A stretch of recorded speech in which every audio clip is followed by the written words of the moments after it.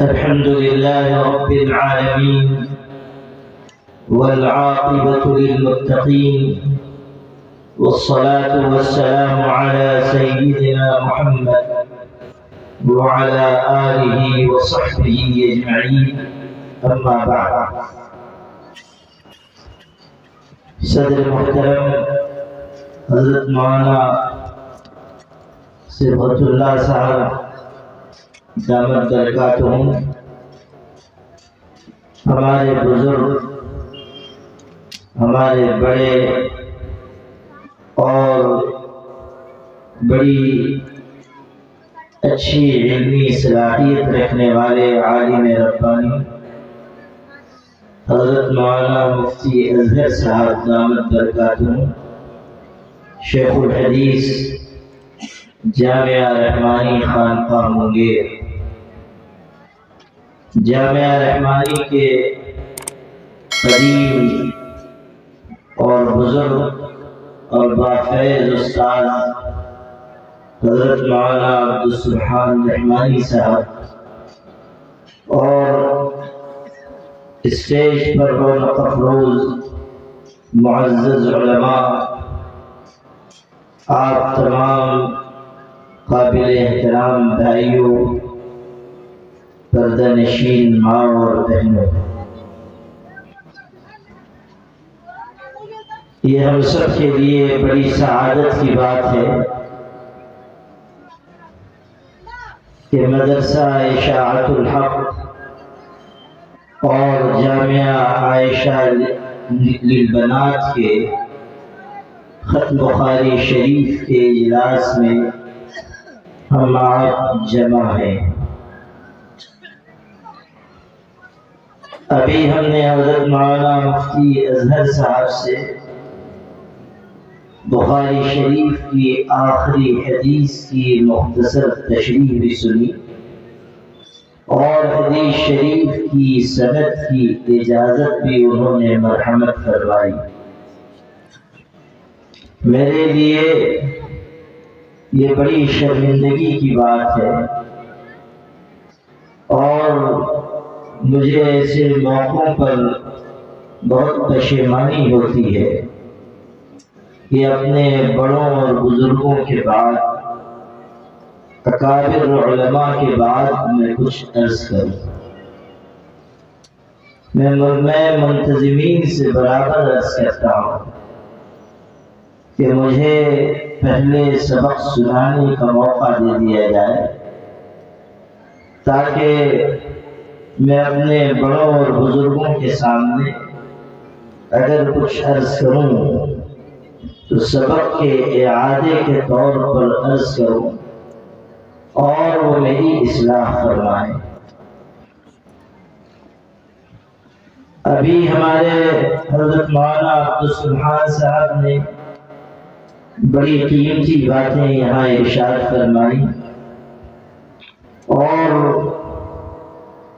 وقت کی قلت کی وجہ سے ہم لوگ پوری طرح نہ حضرت مولانا مفتی اظہر صاحب سے مستفید ہو سکے اور نہ حضرت مولانا عبدالسبحان صاحب سے مستفید ہو سکے، لیکن جو باتیں ان بزرگوں نے فرمائی ہیں ہم سب کے لیے ان مختصر باتوں میں بھی نصیحت کا اور ہدایت کا سامان موجود ہے۔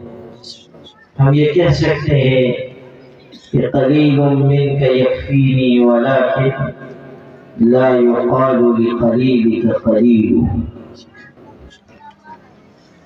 اللہ تعالیٰ ان دونوں بزرگوں کی عمر میں عافیت کے ساتھ برکت عطا فرمائے اور حضرت مولانا صبغت اللہ صاحب جو بڑی محنت کر رہے ہیں اور اللہ نے انہیں علم و عمل اور اخلاص کا جامع بنایا ہے اور ان دنوں وہ علیم بھی ہیں، اس مبارک اجلاس میں دعا کیجیے کہ اللہ تعالی مولانا محترم کو کامل صحت و شفا عطا فرمائے اور اللہ تعالیٰ انہیں خدمت دین متین کے لیے تادیر سلامت باکرامت رکھے۔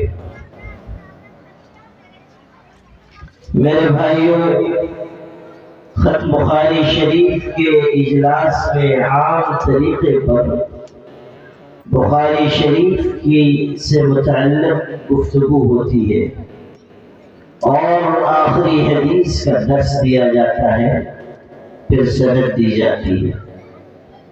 حضرت مولانا مفتی اظہر صاحب نے سند عنایت فرمائی اور بڑوں اور بزرگوں کے واسطے سے اور ان کے ناموں کے تذکرے کے ساتھ سند دی۔ ان بچیوں کے لیے جو آج عالمہ ہو رہی ہیں، یہ شرف کی بات ہے۔ میں بھی اپنے بزرگوں کی اتباع کرتے ہوئے آج فارغ ہونے والی بچیوں کو بشرط تقویٰ اجازت حدیث دیتا ہوں۔ مجھے اللہ کی مہربانی سے عرب و عجم کے اکابر علماء اور محدثین سے حدیث شریف پڑھنے پڑھانے کی اجازت حاصل ہے۔ اس کی تفصیل طوالت کا سبب ہے۔ بس دو سندیں میں یہ عرض کرتا ہوں۔ ایک تو نہایت عالی سند ہے جو ہمارے شیخ و مرشد حضرت امیر شریعت مولانا سید محمد ولی صاحب رحمانی کے واسطے سے ہے، اور وہ بہت ہی قلیل الوسائل سند ہے۔ میں نے حضرت رحمۃ اللہ علیہ سے حدیث شریف کی اجازت حاصل کی اور انہوں نے اپنے والد حضرت مولانا منت اللہ صاحب سے، انہوں نے حضرت مولانا عارف حسین پوری سے، انہوں نے اعلیٰ حضرت شاہ فضل رحمہ گنج مراد آبادی سے، اور وہ راست شاگرد تھے حضرت شاہ عبدالعزیز محدث دہلوی کے، اور وہ شاگرد تھے اپنے والد محدث جلیل حضرت امام شاہ ولی اللہ دہلوی کے۔ ایک دوسری سند جس میں بہت ساری سندیں جمع ہیں، وہ شیخ الاسلام حضرت مولانا مفتی محمد تقی عثمانی صاحب کی سند ہے۔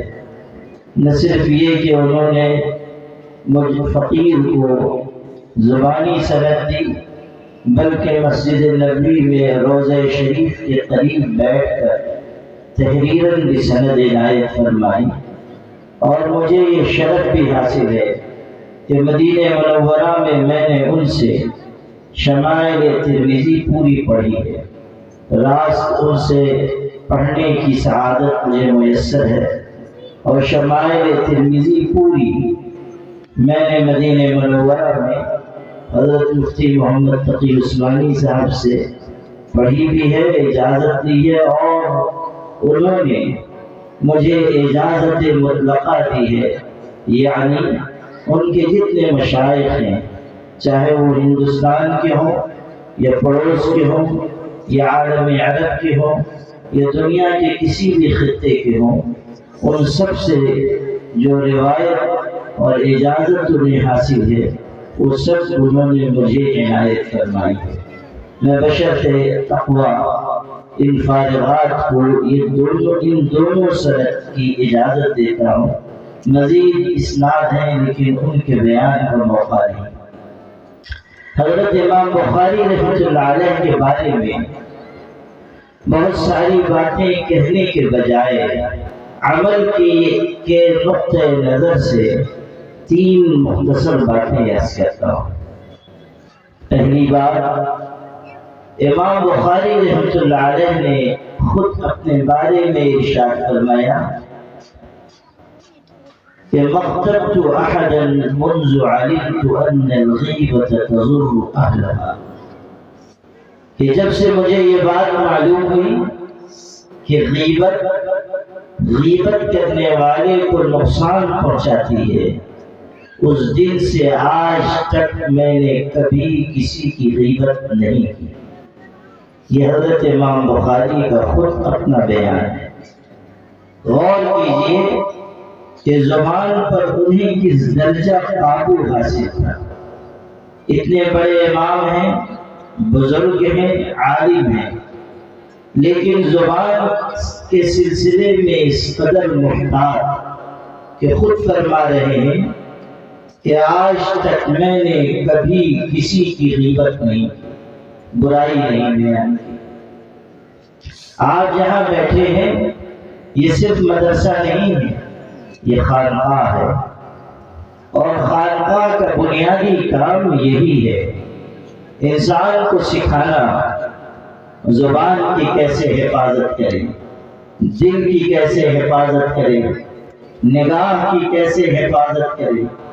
اور یقین مانیے، آپ بخاری شریف پڑھیں یا مسلم پڑھیں یا ترمذی پڑھیں یا دنیا کی کوئی بھی حدیث اور فقہ کی کتاب پڑھیں پڑھائیں، لیکن جب تک آپ تربیت کے مرحلے سے نہیں گزریں گے، آپ کی نگاہ، آپ کا دل پاک نہیں ہو سکتا۔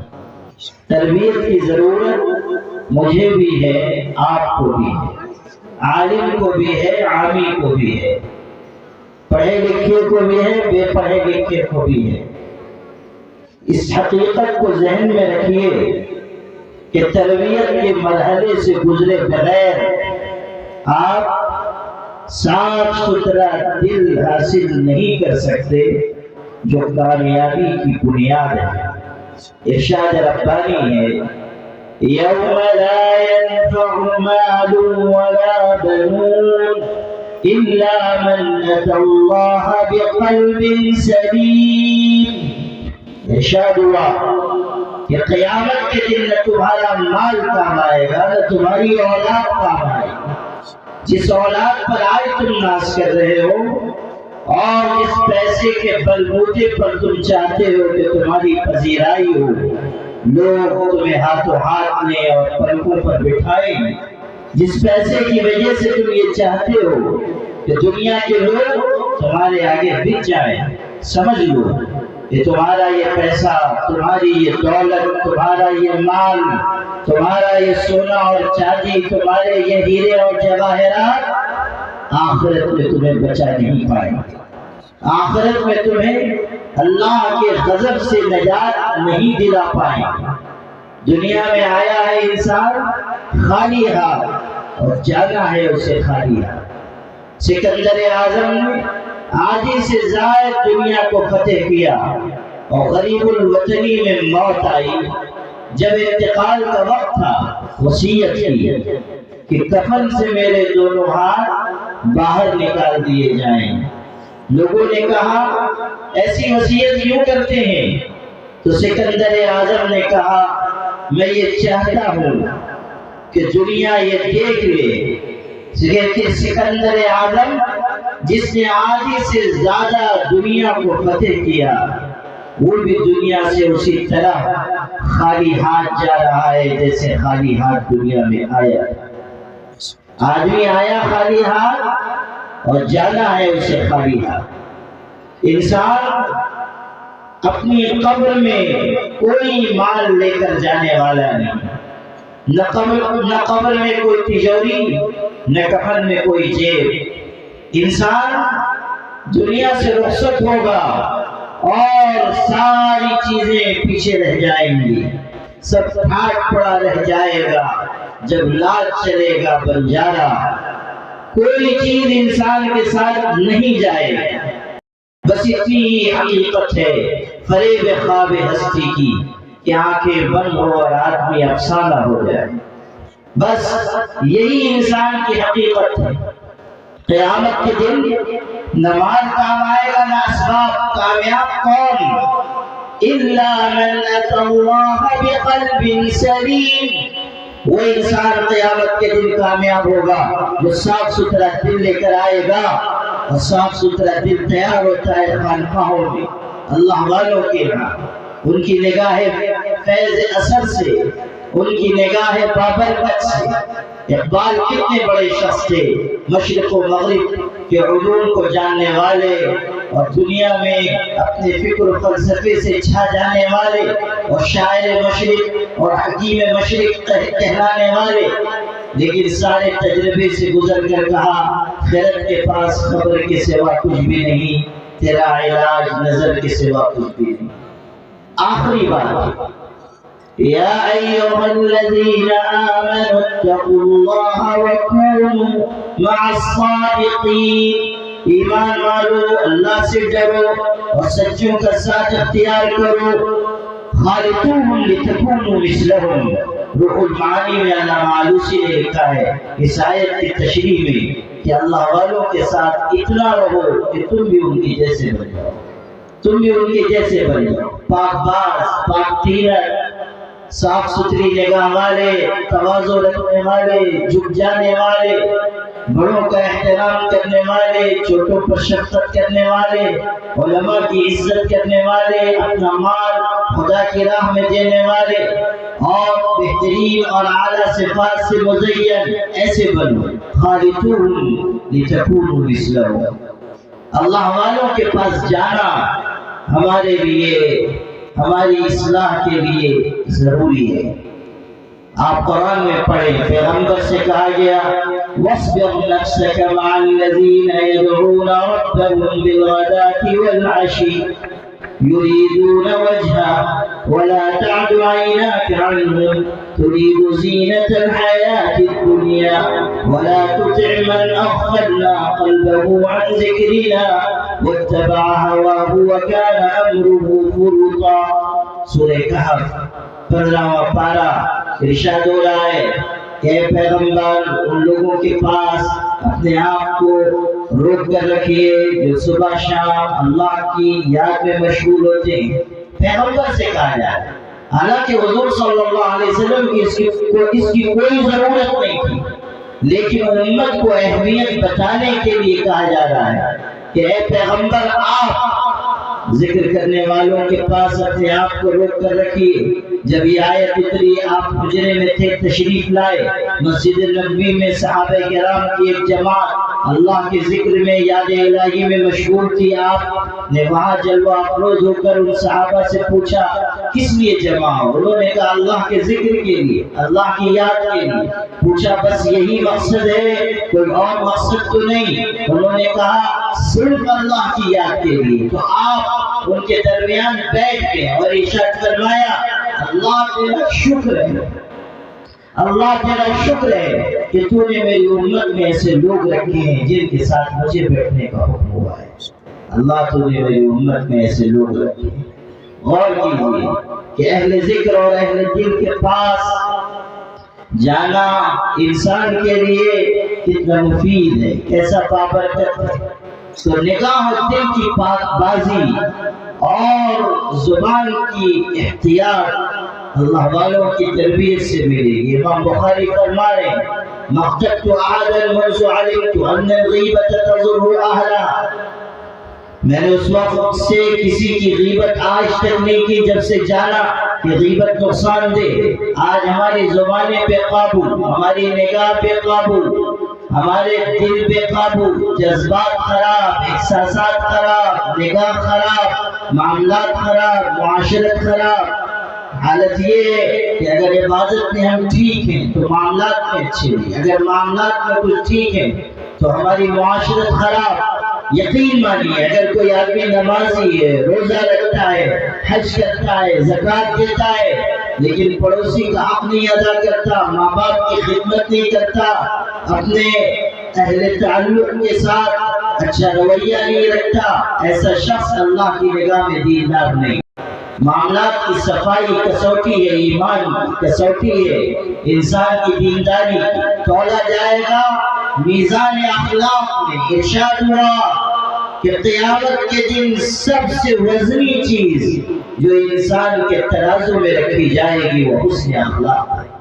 حسن اخلاق، اچھے اخلاق سے بڑی کوئی دولت نہیں۔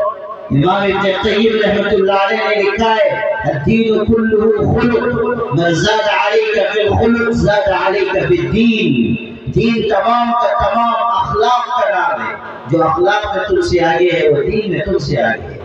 من زاد علیک فی الخلق زاد علیک فی الدین، اخلاق پیدا کیجیے، میٹھے بول بولنا سیکھیے، لوگوں کے آگے جھک جانا سیکھیے، لوگوں سے اچھا برتاؤ کرنا سیکھیے۔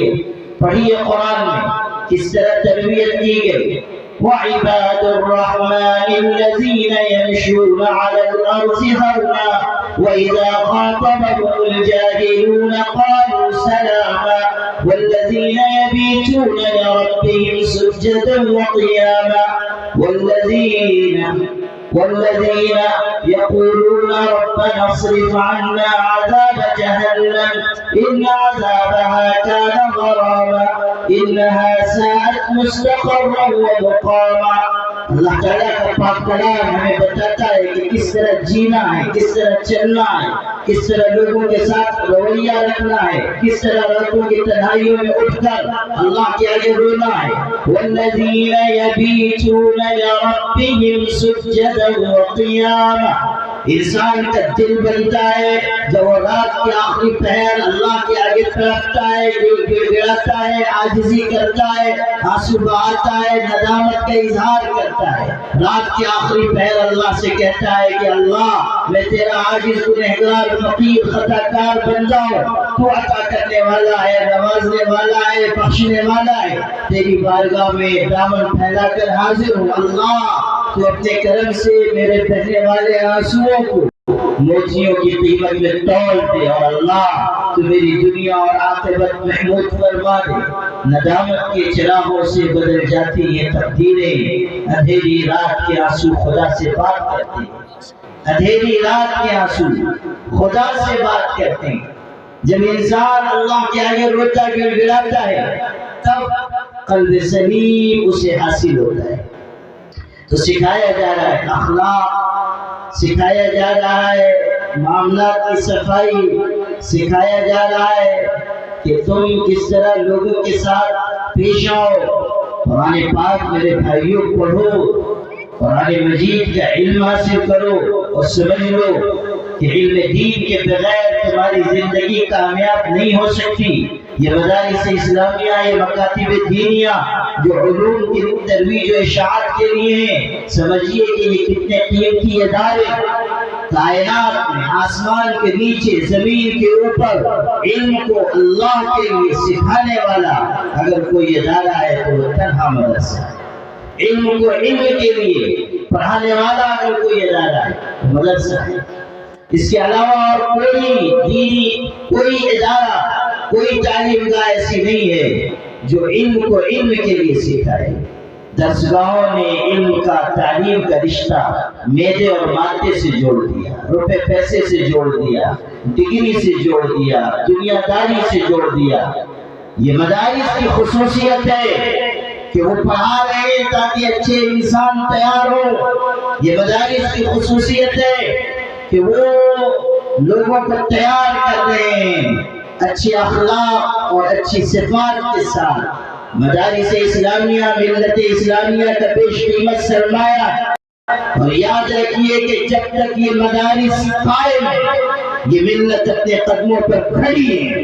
جب یہ مدارس ٹوٹ جائیں گے یہ ملت اپنے قدموں پر کھڑی نہیں رہ سکتی۔ یقین مانیے کہ مدارس اسلامیہ ہے جن کی وجہ سے آج اس ملک میں دین چہل پہل ہے، رونق ہے، تازگی ہے، دین کا پیغام لوگوں تک پہنچ رہا ہے۔ ملک کے مشکل حالات میں، ملک کے ناسازگار حالات میں کون لوگ ہیں جو باطل کے آگے سد سکندری بن کر کھڑے ہوئے ہیں؟ کون لوگ ہیں جو مسلمانوں کی قیادت کر رہے ہیں؟ کون ہیں جو ملت اسلامیہ کو صحیح راہ بتا رہے ہیں؟ کون لوگ ہیں جو اپنے ہاتھوں میں حق اور حقانیت کا علم اٹھائے ہوئے ہیں؟ کون ہے جو جان ہتھیلی پر رکھ کر باطل کو للکار رہے ہیں؟ یہی مدرسے کے پڑھے ہوئے لوگ، یہی مدارس کے چٹائیوں سے اٹھے ہوئے لوگ جو آج اس ملک میں اعلان کر رہے ہیں کہ مسلمانوں تمہیں اللہ کے دین کے ساتھ جینا ہے اور اللہ کے دین پر مرنا ہے۔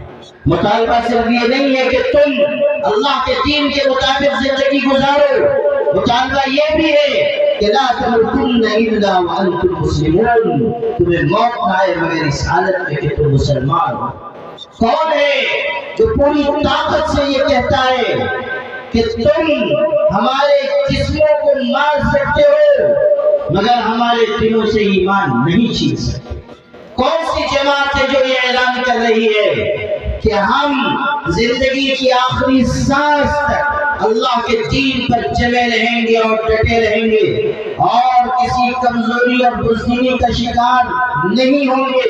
قرآن کی آیتیں کون پڑھ پڑھ کر سنا رہا ہے کہ وَكَأَيٍّ مِّن نَّبِيٍّ قَاتَلَ مَعَهُ رِبِّيُّونَ كَثِيرٌ فَمَا وَهَنُوا لِمَا أَصَابَهُمْ فِي سَبِيلِ اللَّهِ وَمَا ضَعُفُوا وَمَا اسْتَكَانُوا وَاللَّهُ يُحِبُّ الصَّابِرِينَ وَمَا كَانَ قَوْلَهُمْ إِلَّا أَن قَالُوا رَبَّنَا اغْفِرْ لَنَا ذُنُوبَنَا وَإِسْرَافَنَا فِي أَمْرِنَا وَثَبِّتْ أَقْدَامَنَا وَانصُرْنَا عَلَى الْقَوْمِ الْكَافِرِينَ۔ کون یہ بتا رہا ہے کہ اللہ تعالیٰ دین پر جم جانے والوں سے محبت کرتا ہے؟ اللہ تعالیٰ ان سے تعلق رکھتا ہے جن کا یہ فیصلہ ہے کہ ہمیں ایمان کے ساتھ جینا ہے اور ہمیں ایمان کے ساتھ رخصت ہونا ہے۔ کون یہ بتا رہا ہے کہ انبیاء علیہ السلام کے ساتھ جن لوگوں نے مقابلہ کیا اپنے حریفوں کا، ان کی حالت یہ تھی کہ کبھی وہ ذہن کا شکار نہیں ہوئے، بزدلی اور پس ہمتی کا شکار نہیں ہوئے۔ حالات آئے، مصائب آئے، مشکلات آئیں، ان کے اوپر بھی القار ہوئی، ان کو بھی نشانہ بنایا گیا، ان کو بھی مشکلات کے دور سے گزارا گیا، باز سرسر ان پر بھی چلی اور ان کی راہ میں بھی پہاڑوں جیسی مشکلات لا کر کھڑی کی گئی، لیکن ان کا توکل اور اعتماد اللہ کی ذات پر تھا۔ انہوں نے کہا کہ ہم صبر کے ساتھ، استقامت کے ساتھ، اعتماد و توکل علی اللہ کے ساتھ آگے بڑھتے جائیں گے۔ یتن رسد بجانا یا جازتن برایت، یا تو ہم اللہ تعالیٰ تک پہنچ جائیں گے اور یا اسی راہ میں اپنی جان قربان کر دیں گے۔ یہ قرآن کی تربیت ہے، اور اس تربیت کو بیان کرنے والے یہی مدرسے کے لوگ، یہ مدرسے کی چار دیواریاں ایسے افراد تیار کرتی ہیں کہ جن کے اندر عزم ہے، عزیمت ہے، صبر ہے، استقامت ہے، انابت ہے، خشیت ہے۔ انما یخشی اللہ من عباده العلماء، اللہ سے ڈرنے والے وہی ہیں جو علم والے علم والے ہی اللہ سے ڈرتے، علم والے ہی لوگوں کو اللہ کی طرف بلاتے، علم والے ہی اللہ کا پیغام لوگوں تک پہنچاتے ہیں، علم والے ہی دیانت اور امانت کا درس دیتے ہیں، علم والے ہی اللہ تعالیٰ کے بندوں اور بندیوں کو صحیح راستے کی طرف بلاتے ہیں، علم والے ہی اعلان کرتے ہیں کہ ہماری کامیابی اللہ تعالیٰ کے دین میں، علم والے ہی اعلان کرتے ہیں کہ جس علاقے میں بارش نہیں ہوتی وہاں کی فصلیں تباہ ہوتی ہیں، اور جہاں دین کی تعلیم نہیں ہوتی وہاں کی نسلیں تباہ ہو جاتی ہیں۔ یہ علم والے ہیں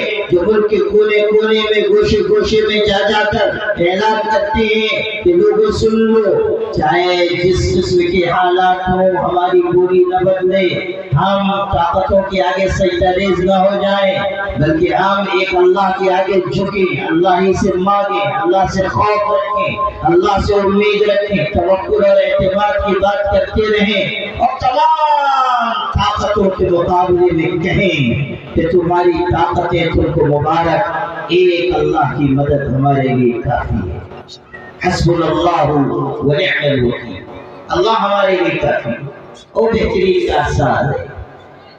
یہ مدرسے کا پیغام ہے، میں نے یہ بات اس لیے بھی عرض کی میرے بھائیوں کہ مدارس اسلامیہ کی قدر و قیمت آپ جانیں، پہچانیں۔ آج صورتحال یہ ہے کہ کچھ ہمارے مسلمان بھائی بھی، کچھ نئی تعلیم پائے ہوئے لوگ بھی مدارس کے کردار پر انگلی اٹھانے لگے، مدارس کے بارے میں باتیں کرنے لگے، حالانکہ یقین مانیے کہ مدارس اسلامیہ اس غیر گزرے دور میں بھی جو خدمت انجام دے رہے ہیں وہ بے مثال ہے، بے نظیر ہے۔ کمیاں کہاں نہیں، خامیاں کہاں نہیں، کمزوریاں کہاں نہیں، ہر شعبے میں تنزل آیا ہے، مدارس میں بھی کمیاں ہیں، کوتاہیاں ہیں، خامیاں ہیں، لیکن اس کا مطلب یہ نہیں ہے کہ آپ سرے سے مدارس کو نکار دیں، آپ ایک طرف سے کہیں کہ مدارس ناکارہ ہیں یا مدارس بددیانتی کا مرکز ہے، ہرگز نہیں۔ اگر آپ مدارس کو بدنام کرتے ہیں تو آپ اپنی جڑوں کو کاٹ رہے ہیں، اپنی جڑوں پر آپ پیچھا چلا رہے ہیں۔ علامہ اقبال رحمۃ اللہ علیہ کے بارے میں حکیم احسان شجاع آبادی نے لکھا ہے، ان کی کتاب خبا، اس میں تحریر کیا کہ میں جب جوان تھا علامہ اقبال کی خدمت میں جاتا رہتا تھا۔ ایک دن میں نے ان کے سامنے یہ عرض کیا کہ حضرت دیکھیے یہ مدرسے والے بچوں کو لے کر بیٹھے رہتے ہیں اور ان کو پتہ نہیں کیا کیا پڑھاتے ہیں، ان مدارس کا کوئی کام نہیں، ان کا کوئی فائدہ نہیں، ان کو بند کر دینا چاہیے۔ کہتے ہیں کہ علامہ اقبال بہت دیر تک میری بات سنتے رہے، خاموش رہے۔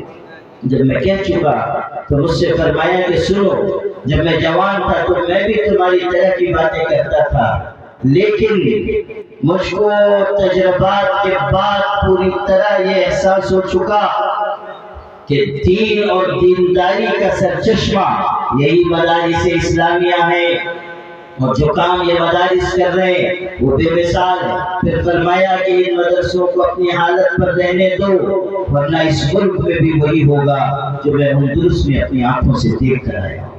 اسپین میں جو دیکھ کر آیا ہوں کہ سینکڑوں سال کی حکومت کے بعد مسلمانوں کا نام و نشان مٹ گیا، ان کی مساجد ہاتھ سے چلی گئی، گرجا گھر بنا دیے گئے، اور مساجد اور مدارس وہاں کے ایسے تباہ ہوئے کہ ان کو دیکھ کر انسان خون کے آنسو ہوئے۔ مدارس کو ان کی حالت پر قائم رہنے دو، انہی سے دین اور دینداری کی زندگی واپس آئے۔ میرے بھائیوں، آپ اس حقیقت کو اپنے دل میں بٹھا کر اس مدرسے کے اجلاس سے جائیں کہ اللہ تعالیٰ نے مدارس کی شکل میں ہمیں بڑی قیمتی نعمت عطا فرمائی، اور ان مدارس کی قدر و قیمت جاننا، پہچاننا، اور ان مدارس کی خدمت کرنا اور ان پر اپنا مال خرچ کرنا ہماری بنیادی ذمہ داری ہے۔ خیر، یہ تو درمیان میں بات نکلی تو میں نے عرض کیا، اور ایک بات اسی سے جڑی ہوئی اور عرض کر دیتا ہوں، پھر میں اپنی گفتگو کی طرف لوٹ پاؤں۔ یہاں پر ماشاءاللہ اشاعت الحق کے نام سے بھی ادارہ ہے، اور بچیوں کے لیے جامع عائشہ کے نام سے ادارہ ہے، اور ابھی بچیوں نے یہاں بخاری شریف کی آخری حدیث پڑھ کر اپنے آپ کو زمرہ عالمات میں شامل کیا۔ یقین مانیے کہ جس طرح لڑکوں کے مدرسوں کی ضرورت ہے، اس سے زیادہ بچیوں کے مدرسوں کی ضرورت ہے، اس لیے کہ جب عورتوں میں، لڑکیوں میں دین آئے گا تو پھر ہمارے خاندانوں میں، ہمارے گھروں میں دین آئے گا۔ مرد پڑھتا ہے تو فرد پڑھتا ہے، اور لڑکی پڑھتی ہے تو خاندان پڑھتا ہے۔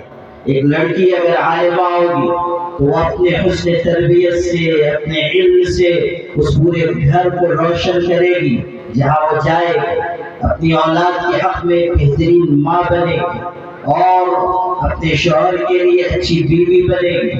علم والی خاتون ہوگی تو وہ نسلوں کی تربیت کرے گی۔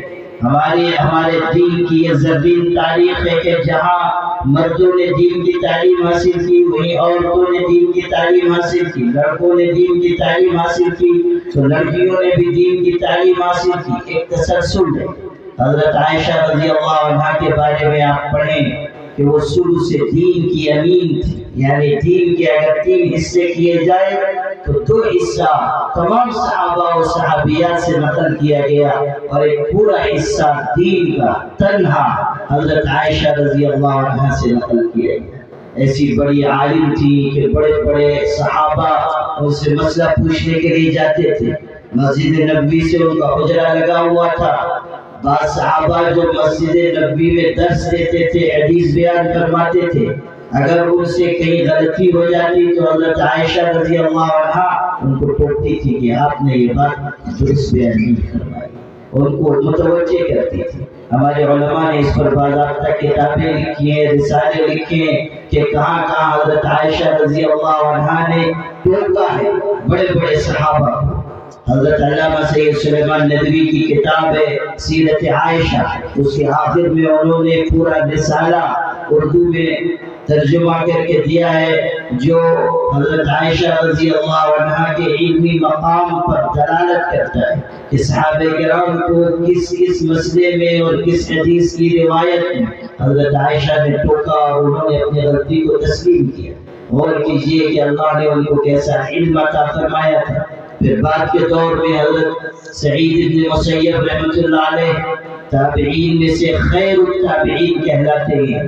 اللہ نے ان کو ایک بلند مقام بیٹی عطا کی تھی، اور حضرت سعید بن مسیب کی یہ بیٹی اپنے علم، اپنے تقوی، اپنی خوبصورتی، اپنی خوبصورتی کے باعث مشہور تھی، یہاں تک کہ بادشاہ کے گھر سے پیغام نکاح آیا، شہزادے کے لیے پیغام بھیجا گیا، حضرت نے قبول نہیں فرمایا، اور اپنے حلقے درس کے غریب طالب علم سے نکاح کر دیا. غریب طالب علم تھا، اس سے نکاح کر دیا.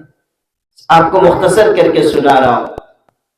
جب نکاح کے بعد چند دن گزرے تو ایک دن ان کے شوہر نے کہا کہ میں مجلس میں جا رہا ہوں، یعنی والد صاحب کے یہاں پڑھنے کے لیے جا رہا ہوں.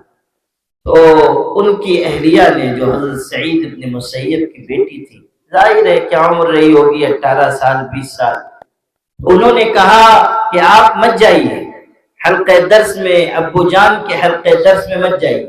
وہ کتنا خوبصورت جملہ کہا.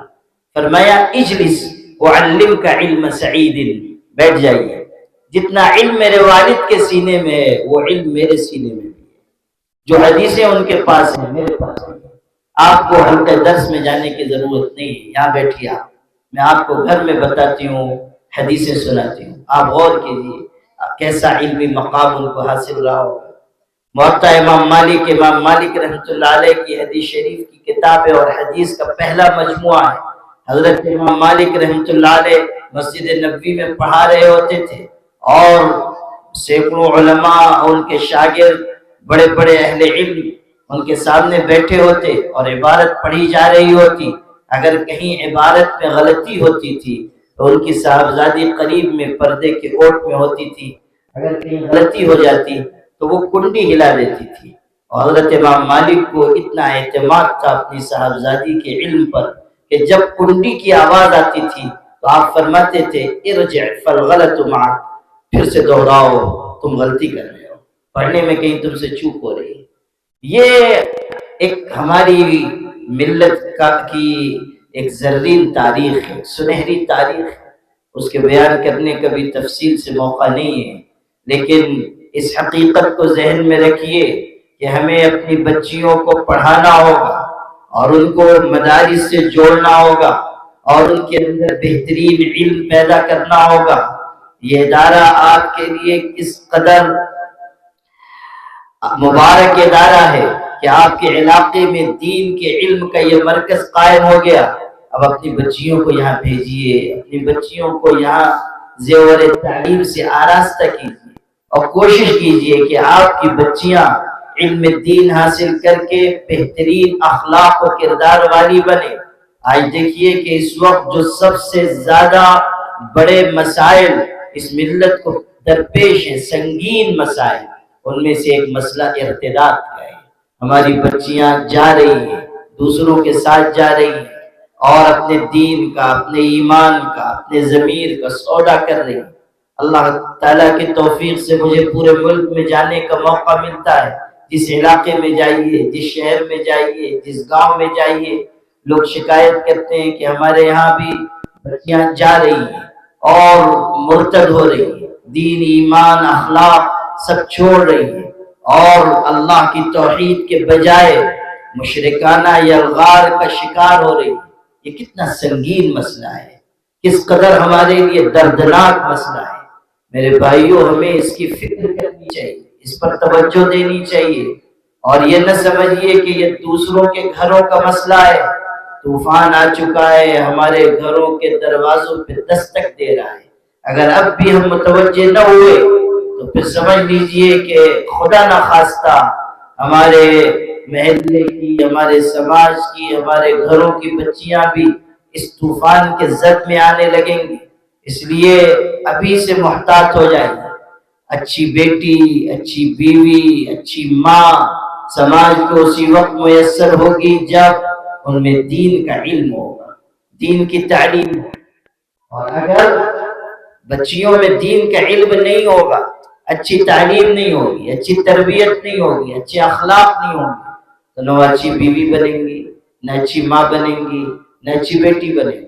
آپ دیکھ لیجئے، ہم لوگوں کو بکثرت نکاح پڑھانا پڑتا ہے، پیر ہیں تو لوگ پکڑ پکڑ کے لے جاتے ہیں اور نکاح پڑھواتے ہیں، اور نکاح کے چند مہینے کے بعد جب گھر میں مشکل آتی ہے تو ہم ہی سے تعویذ لینے بھی آتے ہیں کہ گھر میں ایسا ہو رہا ہے، ایسی مشکل پیش آ رہی ہے، اور جس کو بیاہ کر لائے تھے اس کی یہ حرکتیں ہم لوگوں کو سب معلوم ہوتا رہتا ہے کہ گھر میں کیا ہو رہا ہے، کیا مسائل ہیں، کیا دشواریاں ہیں۔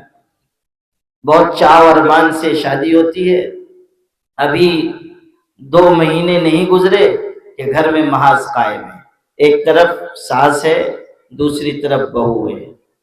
ساس سمجھتی ہے میں مالک، بہو سمجھتی ہے میں مالک۔ پہلے یہ ہوتا تھا کہ ساس ظلم کرتی تھی، بیچاری بہو برداشت کر لیتی تھی، لیکن اب بہو بھی تو 21ویں صدی کی ہے، تو وہ کہتی ہے کہ اگر تم تھوڑا کرو گی تو میں زیادہ کروں گا، اور دونوں طرف محاذ قائم ہو جاتا ہے، یہ بھی ادھر یہ بھی ادھر۔ اور مالک کا یہ جو جھگڑا شروع ہوتا ہے، اس میں جو شہید ہوتا ہے وہ عبد المالک ہے، جو بیچارہ بیچ میں ہے، شوہر ہے۔ وہ اگر ماں کی طرف جھکتا ہے تو بیوی ناراض، بیوی کی طرف جھکتا ہے تو ماں ناراض، وہ اسی میں بیچارہ کشمکش میں پڑا ہوا ہے۔ گھروں میں یہ دشواریاں ہیں، یہ معاشرتی مسائل ہیں۔ کتنے گھرانے ایسے ہیں جہاں صرف زبانی کلامی جھگڑے نہیں ہوتے، رفع یدین کی بھی نوبت آتی ہے۔ ایک جگہ میں جلسے میں تقریر کر رہا تھا، تو بڑا جلسہ تھا، تو میں نے اس میں کہا، بہت بڑا اسٹیج بھی تھا، اس پہ علماء جلوہ افروز تھے، تو میں نے یوں ہی اسی طرح کے کسی موضوع پر گفتگو کرتے ہوئے کہہ دیا کہ گھروں میں مسائل بہت سارے ہیں، اور بعض بیویاں جو ہیں وہ صرف زبانی جھگڑے نہیں کرتی ہیں، ہاتھ بھی اٹھاتی ہیں۔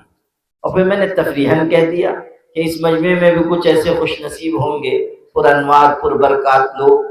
تو میرے پیچھے اسٹیج پر ایک عالم تھے، انہوں نے مجھ سے کہا وہیں جلسے میں دوران تقریر، فرمایا کہ مولانا صرف مجمع میں نہیں ہے، اسٹیج پر بھی بیٹھے ہوئے ہیں۔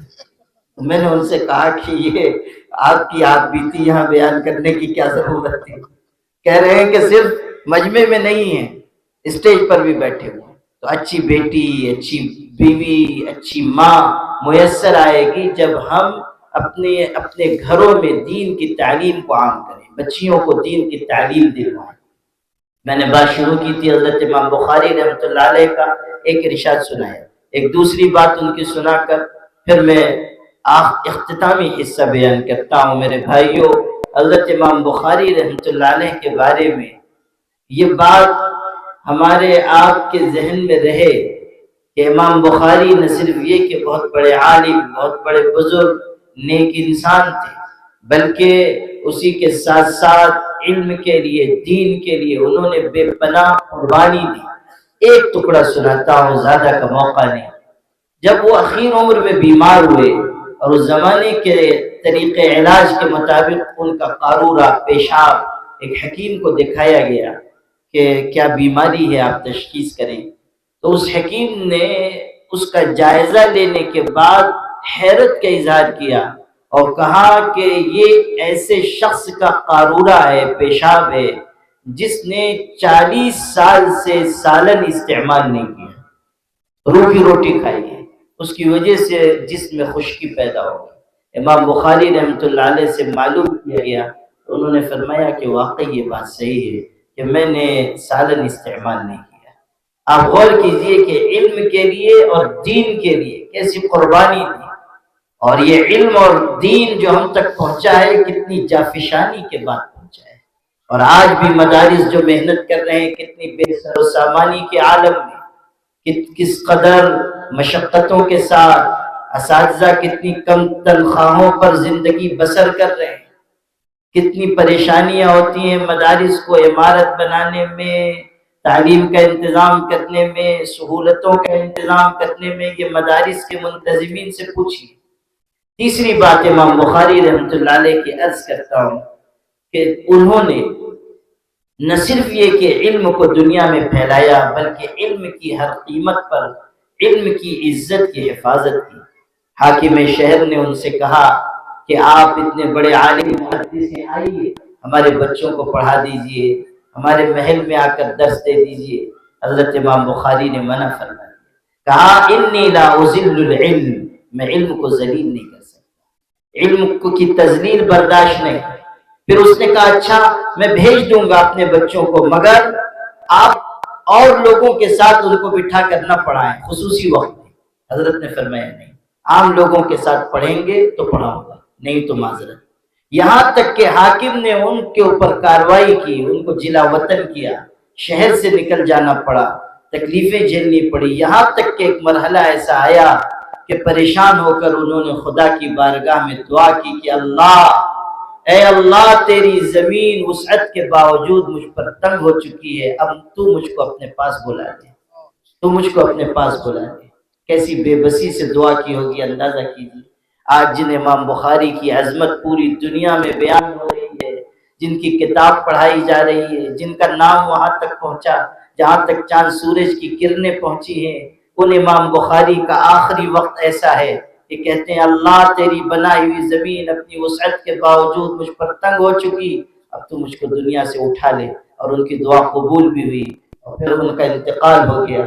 آپ غور کیجئے کہ یہ گوارا ہے کہ جلا وطن کر دیے جائیں، یہ گوارا نہیں ہے کہ علم کی ذلت ہو۔ ہمارے علماء کے لیے، عالمات کے لیے اس میں بہت بڑا نمونہ ہے۔ علم کی عزت کی ہر قیمت پر حفاظت کیجیے، شان استغنا کے ساتھ زندگی گزاریے، امیروں کبیروں کے آگے جھک مت جائیے، مالداروں کے لیے ناک پوچھنے کا رومال نہ بنیے، اپنی شان، اپنے وقار، اپنی عزت کی حفاظت کے ساتھ زندگی گزاریے۔ روزی دینے والی ذات اللہ کی ہے، رزق اللہ کے قبضے قدرت میں، ہمیں استغنا کے ساتھ زندگی گزارنی چاہیے۔ اب آخری اختتامی بات عرض کرتا ہوں، میرے بھائیو، ہم لوگ یہاں آئے اور یہ مدرسہ، یہ خانقاہ، یہاں کا حسن انتظام، معیاری تعلیم، مولانا صبغت اللہ صاحب کی مساعی جمیلہ، ان کی کوششیں سب ہم لوگوں کی نگاہ کے سامنے۔ اللہ تعالیٰ ان اداروں کو ہمیشہ دن دونی رات چوگنی ترقی عطا فرمائے۔ دیکھیے اتنا اچھا معیاری ادارہ یہاں چل رہا ہے کہ جگہ کی قلت ہو گئی، بچیوں کی کثرت ہے، جگہ کی قلت ہے، جگہ تنگ ہو رہی ہے، اور حضرت مولانا نے ایک اچھی عمارت کا منصوبہ بنایا ہے، اس کا نقشہ بنایا گیا ہے، نقشہ یہاں کہیں آویزہ بھی ہے، آپ اس کو دیکھ سکتے ہیں، اور 2 کروڑ کی لاگت سے انشاءاللہ عمارت بنے گی، اس میں بچیاں رہیں گی، تعلیم حاصل کریں گی، بڑی تعداد میں بچیاں پڑھیں گی، اور پورے علاقے کے لیے یہ مرکز رشد و ہدایت انشاءاللہ بنے گا۔ آپ یہاں آئے ہیں تو آپ کی ذمہ داری ہے کہ آپ اس عمارت کی تعمیر کے لیے کچھ نہ کچھ مدد کریں، تعاون کریں۔ ابھی حضرت مولانا مفتی اظہر صاحب، حضرت مولانا عبدالسبحان صاحب، ہمارے بزرگوں کے ہاتھ سے سنگ بنیاد اس عمارت کا رکھا جائے گا۔ عمارت اللہ تعالیٰ کے فضل سے بن جائے گی، سمجھ لیجئے۔ مسجد، مدرسہ، خانقاہ، یہ سب اللہ کے فضل سے تعمیر ہو جاتے ہیں، ہم مدد کریں یا نہ مدد کریں، لیکن یہ ہماری سعادت ہے کہ ہمارا حصہ لگ جائے، یہ ہماری سعادت ہے کہ ہم اللہ کی راہ میں کچھ خرچ کرنے والے بنیں، اللہ کی راہ میں حق حلال کی کمائی میں سے دیں۔ ایک بزرگ کی بات یاد آ گئی، حضرت بایزید بستامی رحمۃ اللہ علیہ، بہت بڑے بزرگ گزرے ہیں۔ کسی نے ان سے پوچھا کہ حضرت زکوٰۃ کتنے مال پر فرض ہوتی ہے، زکوٰۃ کتنے مال پر ہے، کیا مسئلہ ہے زکوٰۃ کا؟ تو حضرت نے فرمایا، عجیب، کہنے لگے کہ اپنے مسلک کے مطابق بتاؤں یا علماء کے مسلک کے مطابق؟ تو وہ پوچھنے والا ذہین تھا، اس نے سوچا ان کا الگ کون سا مسلک آ گیا، ارے یہ وہی کہیں گے جو علماء کہتے ہیں۔ تو کہنے لگا حضرت دونوں بات بتا دی، علماء کیا کہتے ہیں اور آپ کا مسلک کیا ہے؟ تو حضرت نے ارشاد فرمایا کہ دیکھو، علماء فقہا تو یہ کہتے ہیں کہ اتنا اتنا مال جمع ہو جائے، سال گزر جائے، زکوٰۃ واجب ہے، اتنی زکوٰۃ دینی ہے۔ کہا اچھا آپ کا مسلک؟ فرمایا کہ ہمارا مسلک یہ ہے کہ اتنا مال ہی مت جمع ہونے دو جس پر زکوٰۃ واجب ہو جائے، اس سے پہلے اللہ کی راہ میں خرچ کر، اتنا مال جمع مت ہونے دو جس پر زکوٰۃ واجب ہو جائے، اس سے پہلے اللہ کی راہ میں خرچ کر دو۔ یہ مزاج ہے۔ سہل ابن عبداللہ تستری، بہت بڑے شیخ، بہت بڑے بزرگ گزرے ہیں، جو آتا تھا وہ اللہ کی راہ میں خرچ کر دیتے تھے۔ کسی نے کہا حضرت آپ کچھ نہیں رکھتے، سب اللہ کی راہ میں دے دیتے ہیں، اپنی اولاد کے لیے کچھ نہیں رکھتے؟ عجیب بات کہی۔ ارشاد فرمایا ذرا بتاؤ، اگر کوئی شخص ایک مکان سے دوسرے مکان میں منتقل ہو رہا ہو تو وہ پہلے مکان میں کوئی سامان چھوڑے گا، کوئی چیز چھوڑ کر آئے گا؟ اس نے کہا ہرگز نہیں، کہا مجھے بھی دنیا سے آخرت کے مکان کی طرف جانا ہے، میں دنیا میں کچھ چھوڑنا نہیں چاہتا، آخرت کے لیے بھیج دینا چاہتا ہوں، سب چیز میں آخرت کے لیے بھیجنا چاہتا ہوں۔ ما تقدموا لانفسکم من خیر تجدوه عند اللہ، جو تم خرچ کرو گے آگے کے لیے بھیجو گے، اللہ کے ہاں پالو گے۔ بخاری ہی میں روایت ہے، پوچھی حضرت مفتی صاحب سے بخاری میں، یا ابن آدم انفق انفق علیک، حدیث قدسی ہے، اے آدم کے بیٹے تو خرچ کر میری راہ میں تجھ پر خرچ کروں۔ حدیث میں ہے جب آدمی خرچ کرتا ہے فرشتہ آسمان سے اتر کر آتا ہے، کہتا ہے اللہم آتی منفقا خلفا، اللہ خرچ کرنے والے کو اس کے مال کا بدل عطا فرما، مال کا بدل عطا فرما، بدلہ نہیں، بدلہ الگ ہے، بدل الگ ہے، دنیا میں جو عوض ہے وہ بدل ہے، آخرت میں جو ملے گا وہ بدلہ ہے۔ اللہم آتی منفقا خلفا، بدل عطا کر۔ اور جب انسان مال روک روک کر رکھتا ہے تو اللہ کا ایک فرشتہ آتا ہے، بد دعا دیتا ہے، کہتا ہے اللہم آتی ممسکا تلفا، اللہ مال روک روک کر رکھنے والے کے مال کو برباد کر دے، کنجوس کے مال کو تباہ کر دے، کنجوس کے مال کو برباد کر دے۔ یہ بد دعا دیتا ہے، صرف دعا نہیں ہے، بد دعا بھی ہے۔ سخی کو اللہ پسند کرتا ہے، اللہ کا رسول پسند کرتا ہے، لوگ پسند کرتے ہیں۔ بخیل کو نہ اللہ پسند کرتا ہے، نہ اللہ کا رسول پسند کرتا ہے، نہ عام لوگ پسند کرتے ہیں۔ جو کنجوس ہے اللہ کی نگاہ میں اس کی کوئی قیمت نہیں۔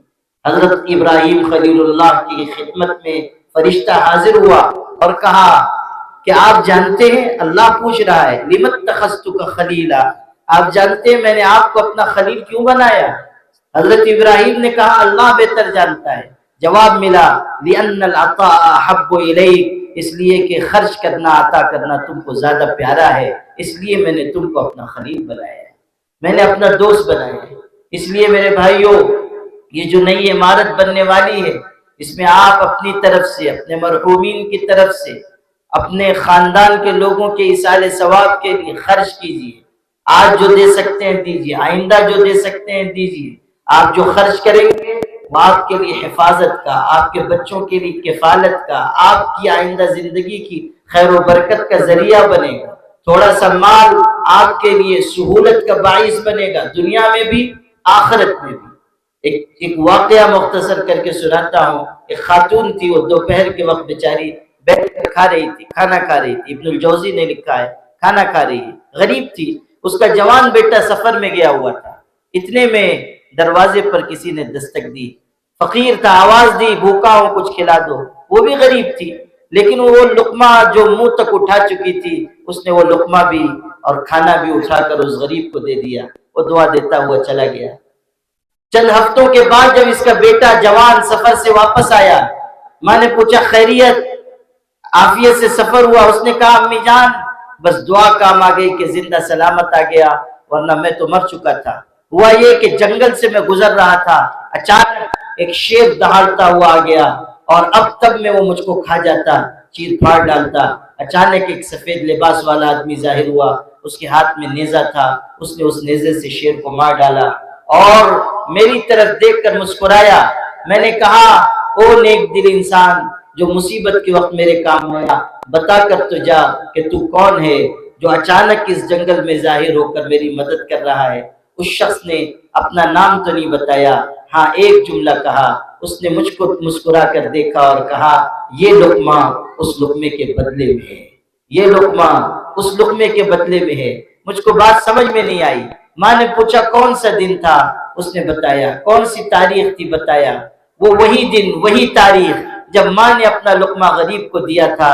گویا کہ اللہ نے بتایا تو نے اپنا لقمہ غریب کو دیا، اللہ نے تیرے بیٹے کو شیر کا لقمہ بننے سے بچا لیا۔